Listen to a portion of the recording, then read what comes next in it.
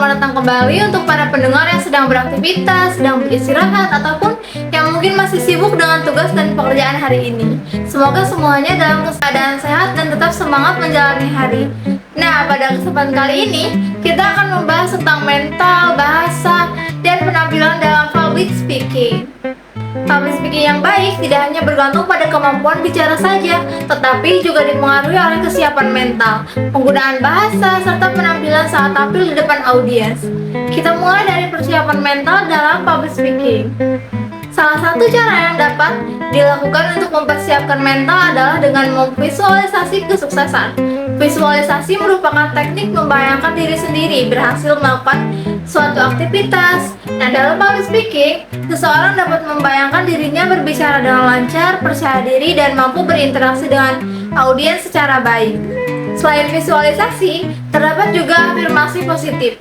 Afirmasi positif adalah kalimat-kalimat yang digunakan untuk meningkatkan rasa percaya diri seperti saya mampu, saya siap, atau saya percaya diri. Nah, kalimat sederhana itu dapat membantu membangun keyakinan dalam diri sebelum tampil di depan umum. Agar lebih efektif, visualisasi dan afirmasi perlu dilakukan secara rutin, terutama sebelum melakukan presentasi atau berbicara di depan umum. Ketika rasa gugup muncul, seseorang dapat kembali mengingat visualisasi yang telah dilakukan dan mengulang afirmasi positif di dalam dirinya.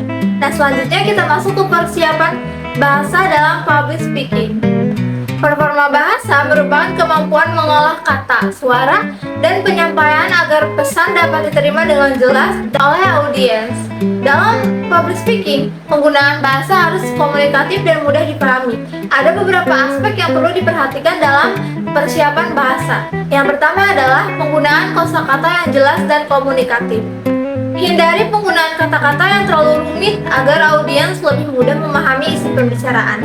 Yang kedua adalah penyusunan kalimat yang efektif.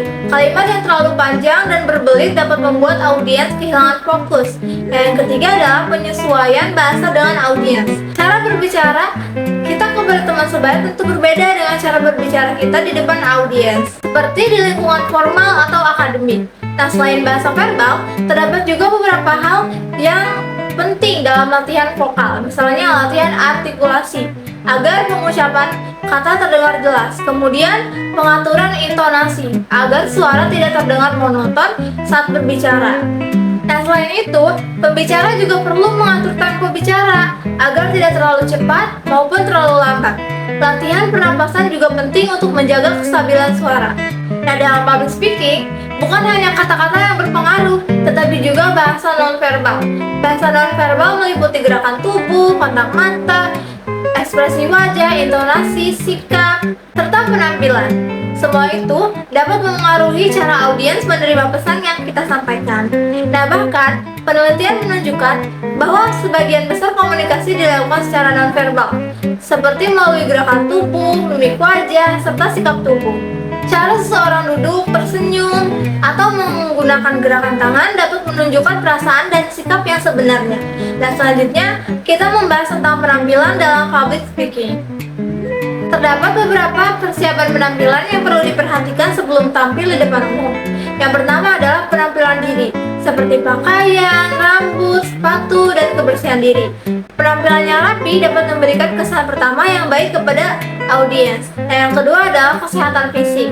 Kondisi tubuh yang sehat akan membantu pembicara tampil lebih maksimal. Dan yang ketiga adalah latihan, karena latihan membantu meningkatkan kesiapan dan mengurangi rasa gugup. Selain itu, pembicara juga memperhatikan kelengkapan materi, kondisi acara, ketersediaan alat bantu, serta kreativitas dalam penyampaian materi.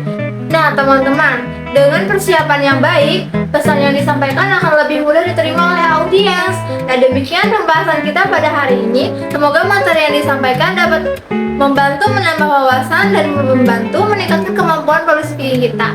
Terima kasih sudah mendengarkan. Sampai jumpa pada pertemuan berikutnya. Bye-bye.